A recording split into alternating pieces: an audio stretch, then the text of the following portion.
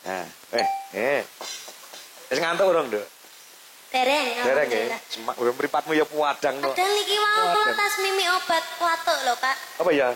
Biasanya kan kalau minum obat batuk itu kan efeknya ngantuk itu kan berat ya kan. Heeh. Ning nyatane mripatmu jek putih. Enek ireng-irenge barang. Dadi ngene, Nduk. Awakmu semangat sebabnya apa bengi iki awakmu semangat banget? sebabnya kondangun boten derek jenengan. Nggih. Kalian menghormati Pak Suhadi minangka Sokibul Hajat gitu. Luar biasa. Nanggap jenengane wis nanggap awakmu ki wis dirancang piye carane supaya awakmu iso ngabiantara sana daleme Pak Suhadi nggih. Nggih. Nyatane alhamdulillah kelakon. Nanggap kowe angel lho kan. Jadwalnya terlalu rapet. Ya, ya. Nggih sampai harus menentukan jadwalku yang longgar, Pak. Betul, iya, ya. Nggih alhamdulillah. Nggih.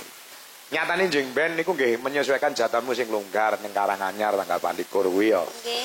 Sak longgarmu kapan nyatane sing nanggap ya gelem tegese awakmu iki diterima karo masyarakat, diterima karo penanggap. Alhamdulillah, nggih Pak. Nek ora ketrima mesti alah golek sinden liyane mesti ngono kuwi.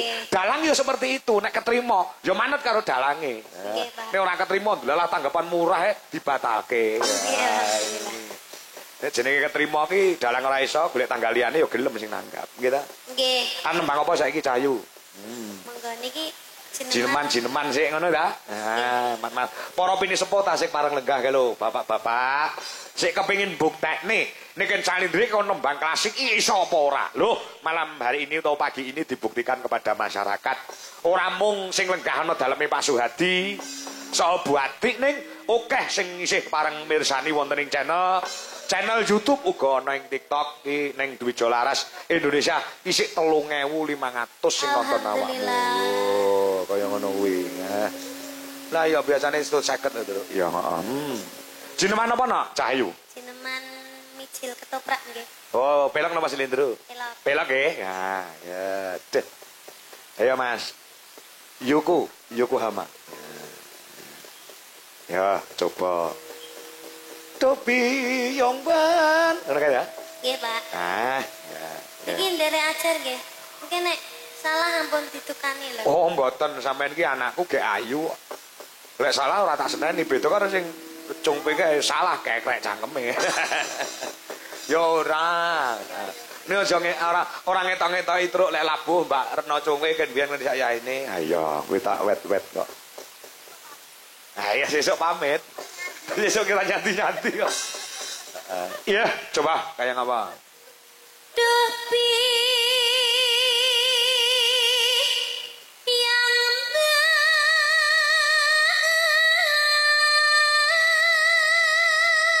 Kakung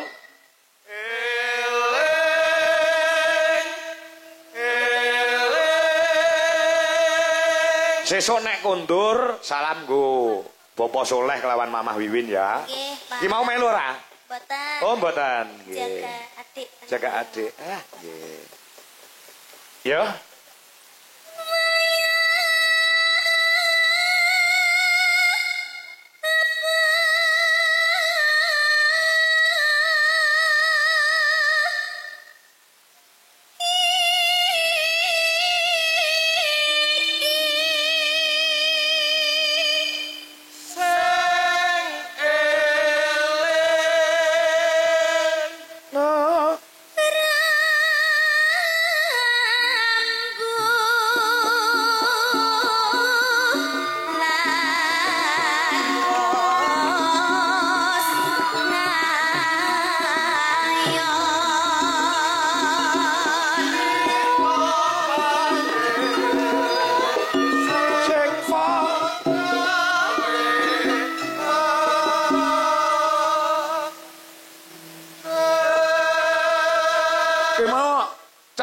Parikane rapas Truk sing ndi to? Pipa pabrik sing padha prihatin iki dudu parikane wangsalan, Gong. Ngono ya pipa pabrik iki entuk dene Kustin, ya ta?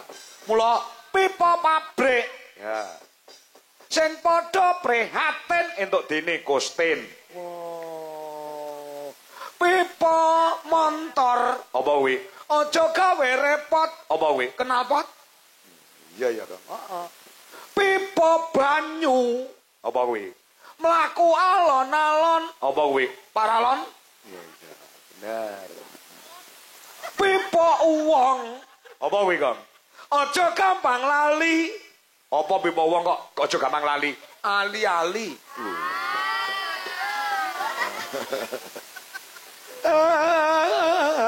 Ya.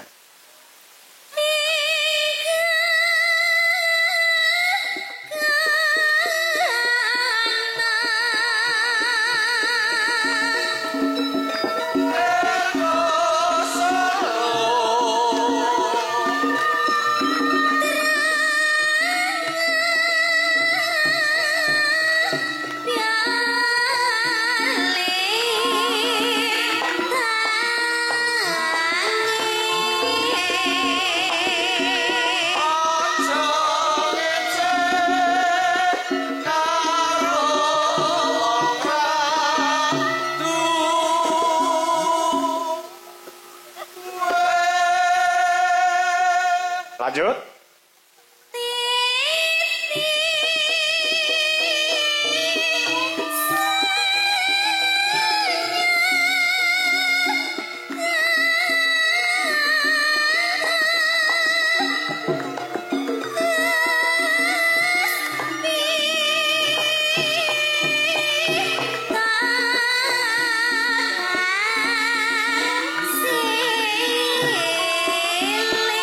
Ya.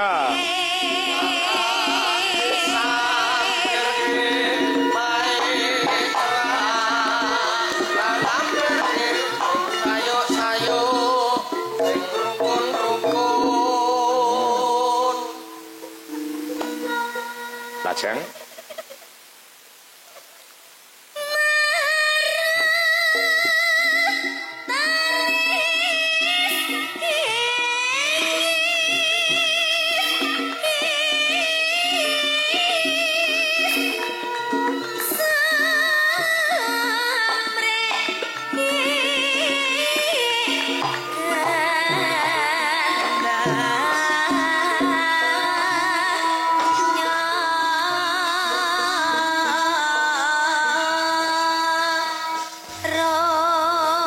Konco-konco Dwijo Laras, tepuk tangan buat anak wedok Niken Salindri. Ya.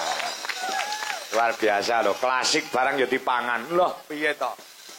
Lagu iki lagi digawe, karo Niken wis dipangan. Oh, iya. Jare bar nyiptakne lagu anyar Nduk Ken. Oh iya. Nggih. Lagu apa? Bunga, Pak. Bunga. Oh iya. Bunga. Ya, kuwi duet apa nyanyi jen Nduk? Ya, Mbak, Pak. Ya, Mbak. Nggih. Ya, Iku saged digamelanggam. saged. Nggih. Jajal aku tak pengen krungu ya. Jajal karyamu tak pengen krungu aku. Isin kula Pak welek. Lah, karya ki ora apik Oh elek. niku diupload mawon kula isin kok.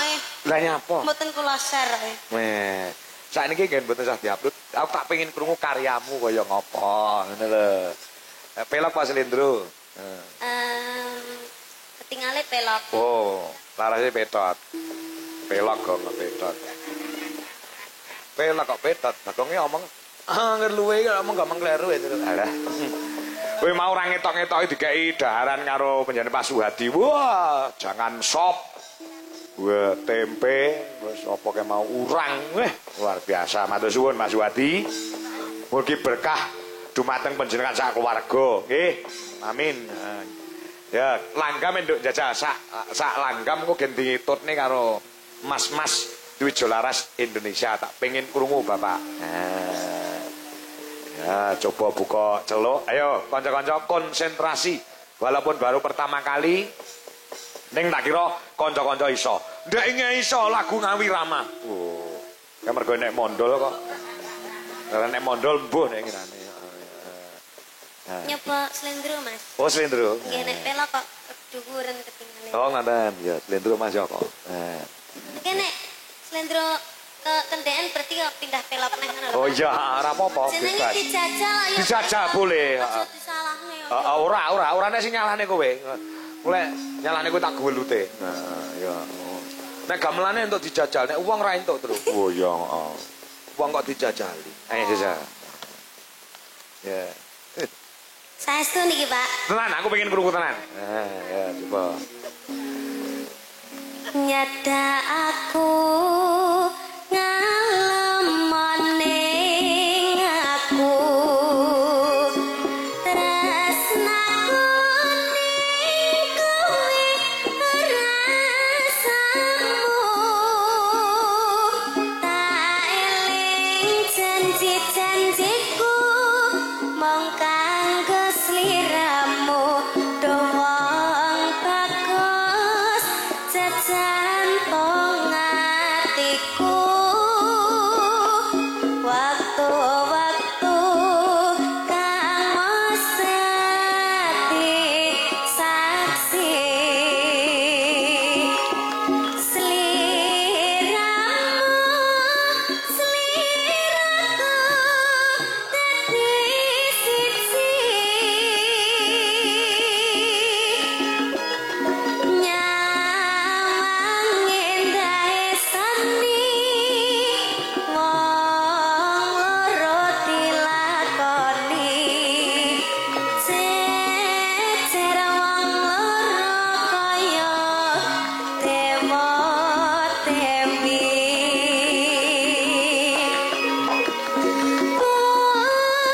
aku nganti jroning ati sing paling anti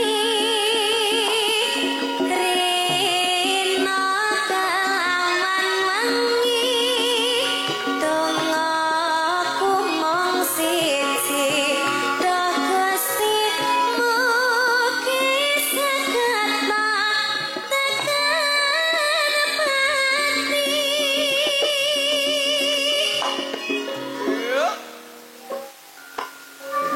Piye Mas Dujo Laras nabuh lagi pisan lho. Wis pas urung? Dereng to. Wis susu lek pas, Nduk. Wis susu lek pas. Cacah lek pertama pancen rada ngawur-ngawur piye ngono dadi. Lek susu lek ping pindho ping telu lek pas karepe dhewe. Nah, iki nggone. Tapi niki pun radi menyatu loh. Penyatu lan. Nggih. Heeh. Sudah bisa mengikuti. Ada chemistry ya. Iya. Iya. Ini lagunya juga itu ada chemistry-nya, Pak. Menceritakan tentang seorang seniman dengan seniman terus melakukan Itu to, seniman karo seniwati ngono to. nggih. Heeh, seniman karo seniman lanang itu lanang kok.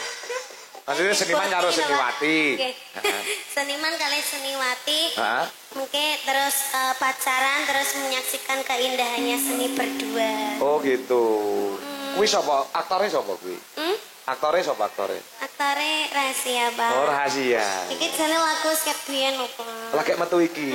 Bang. Ora ditok-tokne kan ben nyapa. Lah sempet Sempet lulu. Ya. Ya, jajal digongke, tindake. Ya. Lah sampun tek niku Pak asine. Wis to? Mpun ngoten tok Oh ngono tok. Nggih. Oh, iki kurang sithik jane. Biasane ngepost terus berarti tambah sithik terus agek gong tek biasane ngono kuwi. Ki mon tek tenan. Sampun. Ora Niku krasa. dibaleni ref ping 2. Oh, ngono iya. Gitu, ya. Tak kira ki mesti gantung ya terus. Heeh, iya. Benjing anu ya kanca-kanca latihan lagu bunga ya, Pak. Siap. Ya, di YouTube sudah ada. Sudah ada ya? Ampun. Oh, tanggal 24 diunekkan ya. Hah? Saiki langsung dadi. Langsung dadi dangdut langsung dadi. Dadi ki kan, dangdut langsung dadi ki. Ya. Sik momennya penabuh yo. Tenane lho Pak Dok. Oh dadi. Mas Ardi wis nyatet notasi to, Mas? Kudune wis iso. Ardi ki. Kayaknya aku mau nyanyi dicatat pisan. Ya, besok tanggal 24 genah dadi apik. Nggih, Pak. Mungkin digarap nggih, Pak. Digarap, Di aransemen ya, Pak. di aransemen, heeh. Anu, sampean pasrah karo Pak Do. Oh iya. Pak Do sing ngendangi tukang aransemen. Ya, Pak Apike Do. digarap pelok ya. Apike pelok napa Slendro? APS Slendro, Pak. Apike Slendro. Oh. Apa engko Slendro engko diimprove dadi pelok. Oh iya. Engko gen coba digarap Pak Do. Pak Do sing ngendang kuwi Pak dosen sing tukang garap iringan Dwi Jolaras Indonesia ya Pak Do kuwi. Pak Do. Heeh. Pak Do ini anu lho nyuwun WA kula lho punan. Apa ya? Nggih. Mas Ardi sing ngomong. Adodo nyuwun wiane sampean, Dik. Oh, sing njaluk sapa Ardi? Heeh. Weh. Asine kuwi modus Ardi. Asine. Iya, kowe digarap sing apik. Wis to, njaluk karo Pak Do iki arep iringan apa wae iso. Engko sing bayar aku. Oh, tenang. Iringan Dwi Jolaras Indonesia semua yang menguasai ada Pak Sri Eko Widodo MSN. Oh. Coba sama tak pameri ya garapane kanca-kanca ya. Nggih. Sing nembang ibumu. Bu Dwi Kurniawati. Lagune Loro Sesigar ning garap gamelan Bali. So sampean ngonekne kudu wis iso. Ya. Nggih, Pak. Ayo Bu Dwi. Bu Dwi mau rung sempat nembang. Ya. Meh padha to niken karo mboke, meh padha. Neng Facebook itu diupload wong loro fotono ya sama-sama cantiknya ibu sama anaknya.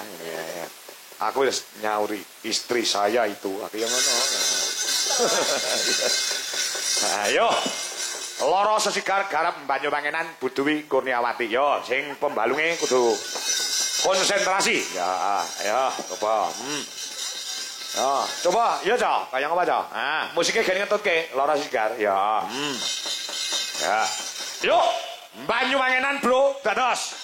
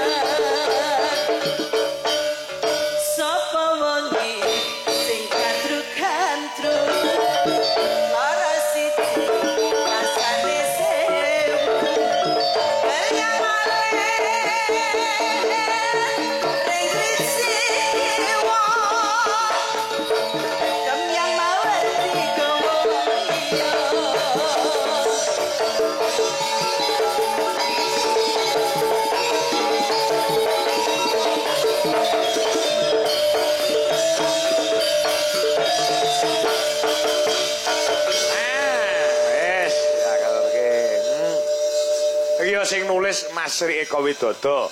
Walaupun lagunya sudah ada, tapi di aransemen Coro Gamelan Bali. Wah ya. Kuwi jenenge anu Tru. Cara kendaraan utawa mobil iki dimodifikasi ya. Tidak merubah syair dan lagu ning diiseni balungane. Ya, mumpung awake dhewe ndu gamelan Bali ya. Jadi selalu berkreativitas sing tanpa batas. Anggone kanca-kanca Dwija Laras Indonesia piye carane meramu sebuah tontonan sing kudu bisa menarik marang perhatiane para pamirsa. Oh, ngono ya, Tru. Ya, Mas Gareng. Mula kanca-kanca tetap berkreativitas, berkreasi. Paribasane kreasi tiada henti ngono kae, Tru. Ya coba. Yo. Iki sing saka Ngawi diaturke. Saka Ngawi. Heeh. Mbak Wanda karo Mbak anu Wiwi Irnawati karo Anjar Sari. Ngono. Ana permintaan mengko supaya duel ing antarane Mbak Niken Salindri karo Okvalika sing saka Sidoarjo. Oh, ngono. Ya, kok bar iki, Tru? Lah ya, ora krasa kok cuwepet men jam 3, Tru. Ya, ya. Nyambut gawe ki anggere seneng tur alate mendukung, penonton padha mendukung juga ki ora krasa, Gong. Masa? Ya, cuwepet men meh bar to. Lah ya, ya iki pamundhut pirang-pirang. Ngono. Lekmin Kayeng Kidul. Tasih monitor Pak Kangko. Nggih, matur nuwun sugeng dalu Mas Kangko. Menika mirsani saking lokasi Babatan Tengahan. Lho nggih. Pak Marsono pilang kenceng ugi wilujeng enjing Mas Kangko. Mirsani Dwija Laras Indonesia Channel saking Pak Tulus. Warung Tombo Luwe ing Cikarang. Sing disuwun lagon uga karyane Mbah Sukuron Suwondo. Ula Tampar utawa Nyidra Asmara. Nderek nyimak Mas Joko Kedung Malang, Tru, Kediri. Ya. Tasih monitor. Nggih, CP Sekar Wangi Jaya. Nggih, Mas Rahmat uga Pak Enandang Gemolong Seragen. Sing kata sangat uga Mas Diko Sine. Ya. Iki sing disuwun lelagon karyane Mbah Sukron, Nduk yang karo Wanda karo Wiwi apa? Nggih. Sak menawa kuwi ya. Nah, ya, mergo iki pamundhut saka penggemar yang setiap live pasti nonton Pak Tulus Cikarang. Oh, ya. Nyidra Asmara. Ya garap gamelan Bali, Truk. Ya. Ya, coba. Kayang apa? Diaturke. Diaturke. Nah, ya. Monggo, diaturaken monggo Nyidra Asmara utawa Balada Cinta Ula Tampar karyane Ki Haji Syukuron Suwanda. Yuk, dados.